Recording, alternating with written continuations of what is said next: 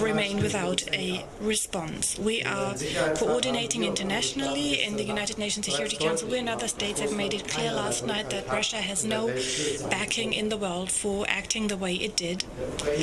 And the Ukrainian president, Mr. Zelensky, deserves our full respect for staying calm, for not letting himself be provoked by Russia. This is what the Russian president waits for in order to have a pretext to invade the whole of Ukraine. Within the European Union, we have discussed a first set of sanctions, and we will adopt this together today. I already said this. The situation today looks fundamentally different, and that means that with regard to the latest developments, we need to reassess the situation also with regard to Nord Stream 2. I have asked the Federal Ministry of Economics to withdraw the report on the security of supply with the Federal Networks Agency. It sounds a bit technocratic, but this is the first necessary step to make sure that this pipeline cannot be certified at this point in time, and without this certification, Nord Stream 2 cannot operate. The division at the Federal Ministry of Economics responsible for that matter will reassess the supply security of our country, and will reassess the situation that has evolved over the last few days. And it is important to launch new sanctions now in order to prevent an escalation and a disaster. All our diplomatic efforts are undertaken. These are difficult hours for Europe. And almost 80 years after the end of the Second World War, we might see a new war in Eastern Europe. It is our task to avert such a disaster, and I call upon Russia once more to contribute their share. Thank you.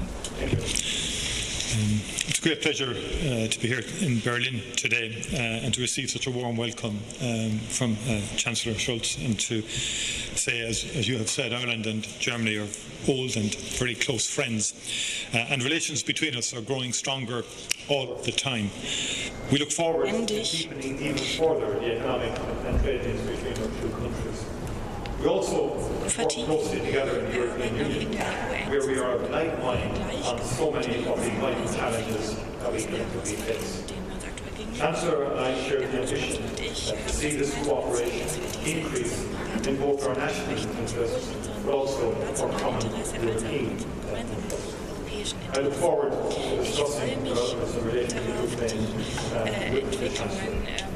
the announcement by President Putin yesterday that Russia was recognizing the separatist region of Ukraine crosses the line. It is a flagrant violation of international law and a breach of Ukraine's sovereignty. It breaches the fundamental principles of the UN Charter, under which all members must refrain from the threat or use of force against the territorial integrity or political independence of any state. As I said, together with our European Union partners, Ireland stands in solidarity with Ukraine. Chancellor and I will discuss the European Union response, which will be robust. I again call on Russia to de-escalate and to withdraw its military forces from the Ukrainian border. The Chancellor and I will also have the opportunity to discuss a number of issues on the European Council's agenda, including economic recovery and investment. As we emerge from the pandemic, as we drive forward with green and digital transformation, we need to ensure that we take advantage of these new opportunities to deliver high quality and high skilled jobs across the European Union. Our governments share a high level of ambition on climate action, and we both support the European Union's climate goals in 2030 and beyond. I also look forward to discussing the European Union's relations with the United Kingdom. I'm glad to have the opportunity to thank the Chancellor in person for Germany's support and solidarity throughout the Brexit process. May in addition also thank you and your government for your support throughout the vote in the form of testing and the repatriation of Irish citizens in the early days of the pandemic and other support. On the Brexit question, Ireland wants to see a strong and durable partnership between the European Union and the United Kingdom in the future. For this to happen, existing agreements, including the protocol, need to be implemented in good faith. Vice President Šefčovič and the Commission continue to have my full support in the important work that they are doing towards securing that goal. I hope that the British government will engage constructively with the work so that we can find pragmatic solutions to some of the issues that have arisen within the framework of the protocol. I will also take the opportunity to brief the Chancellor on the difficult political situation in Northern Ireland and the importance of ensuring a period of time ahead of the Assembly elections in May. Again, to you in Germany. We are enjoying friendship and we are warm welcome. Vielen Dank. First question goes to Paul Cunningham. Good morning, Paul Cunningham from RTE Ireland's national broadcaster. Could I ask you about Ukraine? And the same question to both Commissioner Khan and the Chancellor. How swiftly do you believe sanctions should apply following on from the Foreign Affairs Council meeting in Brussels later on this afternoon? Do you believe it should be swift and complete? Or do you believe the EU should take a staggered approach and delay sanctions over a period of time? I'm conscious that the President of Ukraine said in his broadcast last night that it was very important to see who their friends were now. So I'm wondering what type of response the EU would have and you would recommend. Thank you. Thank you very much for that question, and I would like to briefly respond. For us, it is very important that we act together as the European Union and also in close consultation with the United States of America. This is what we have prepared and what we are discussing now. It is about determined action that we will take now vis-à-vis the actions that have happened, that is recognizing both areas as independent republics, which cannot be accepted. And of course, over the long period of time that we have prepared for this situation, there are other sanctions that we can trigger if additional measures are taken. But this is now about taking concrete steps relating to the situation that we have seen now, and also take similar measures that are have been developed together with the EU and the US, and this will happen. Yes, I think unity is our strength, and there is very clear unity of purpose between all of the EU member states in relation to this issue. From Ireland's perspective, as a small open democracy, we celebrate 100 years of unbroken democracy this year, and the sentiments articulated last evening by President Putin are not acceptable to us in the sense of small states are entitled to their nationhood, to their freedom and to their independence. And I think the statement creates a chilling effect for many smaller states across the European continent and beyond. So the principles are important, that we stand by those principles of self-determination and sovereignty. And in that perspective, I believe there will be a coordinated response in relation to last evening's announcement, but also then we stand ready for even stronger responses in respect of any further actions, but it will be coordinated among the member states.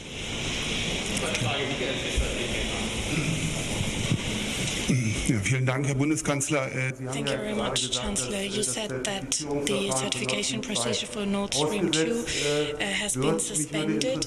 I would be interested to hear under which conditions could it be relaunched? Which conditions would Russia have to meet for that? And I would also be interested to hear whether this no with regards to arms exports to Ukraine can be called into question vis-à-vis the new situation we're seeing now, or do you stick to this no? And the Minsk agreements are basically annulled with these events that we see today. Does that mean that the Normandy format is dead as well, and the German role as a mediator, or are you also trying to relaunch discussions in that format?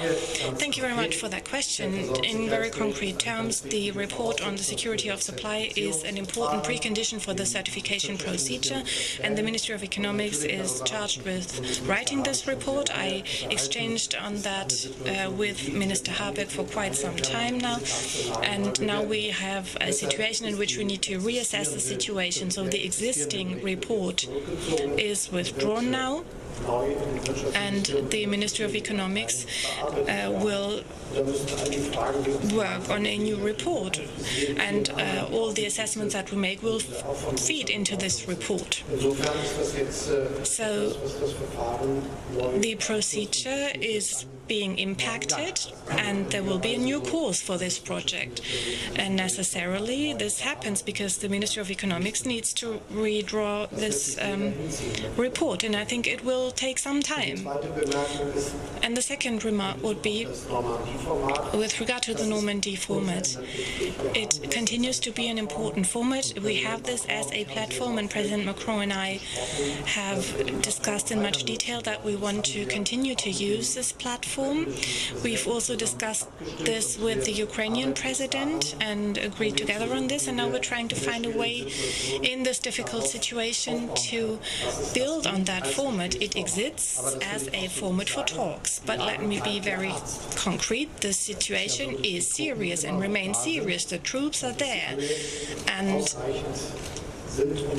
they would be sufficient to launch a military invasion of the whole of Ukraine, and none of us can tell at this point in time how things will evolve. So it is important that we react to what has happened immediately, that this happens quickly, and that the EU and the US and many others as well act together, and we have prepared this.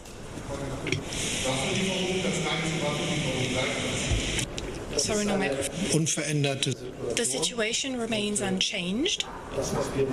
What we do is strengthening the resilience of Ukraine, economic resilience as well, by being one of the most important donors, financial donors, and we will remain the most important donor, and we have prepared for this moment, and we are prepared for future developments as well. So Europe and the US will be able to react quickly. It won't take much time.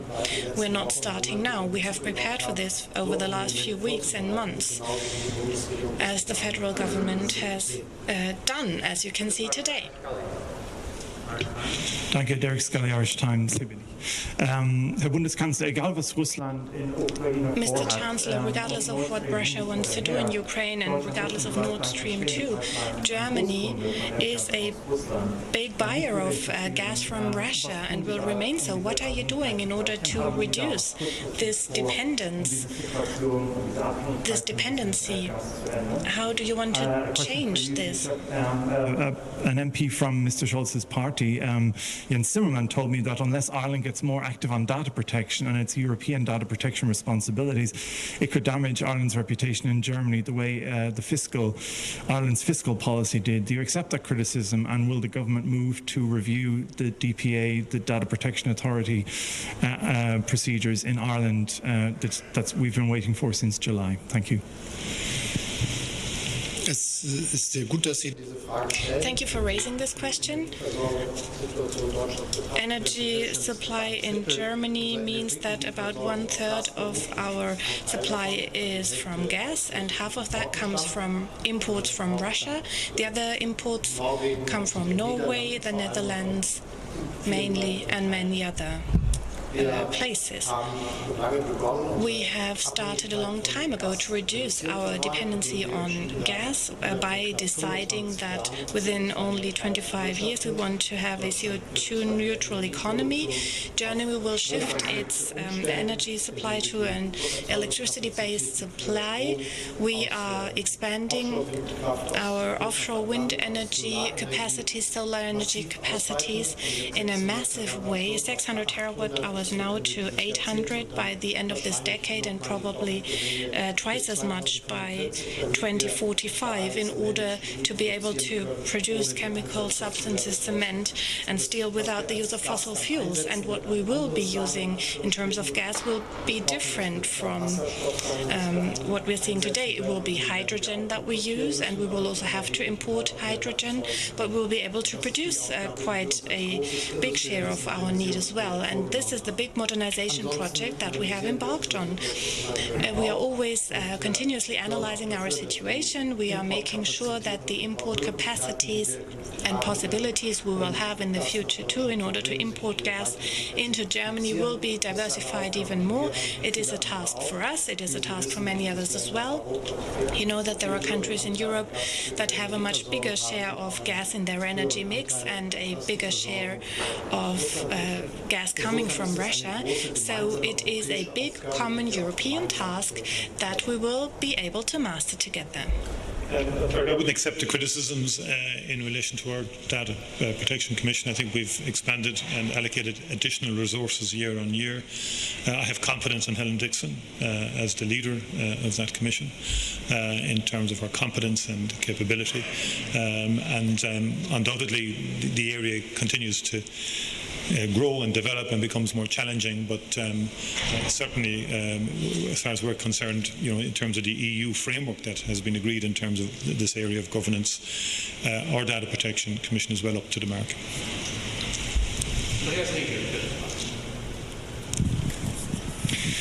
Herr Bundeskanzler, ich hätte ganz gerne nochmal nachgefragt. Mr. Chancellor, I would like to ask another question about consultation within the EU. Both of you said that the EU stands in unity. Is this unity really a given? Can you be sure that all EU member states will agree on the sanctions package and will support it, or will the like-minded impose sanctions without others if necessary? And there is criticism about this staged imposition of sanctions because Putin has now started. He has destabilized Ukraine in the long term by his actions. And why are you not triggering a big sanctions package now? What is the goal? Does Putin have to withdraw the recognition, or what is your goal? What do you want to reach? Thank you very much. We will not accept this recognition. We cannot accept that. And this is why it is important that we react swiftly. And I share the optimism my colleague expressed that we will have an agreement within the EU. We have discussed this in detail over a long period of time. It has been prepared. Of course, discussions will be held in the bodies involved, but what will happen, I am convinced, is a strong package that relates to what we have seen on the ground, and the preparations have been made for also what happens in terms of a worsening of the situation and further escalation. So I won't go on forever. I am quite confident that we will be able to reach a conclusion together here, and I think this is right. Reacting to what we've seen with measures now, a robust reaction, similar with what the US is doing, and measures that we have prepared in case of further escalation. What we of course want to absolutely prevent, because that is the goal of what we're doing, preventing such an escalation.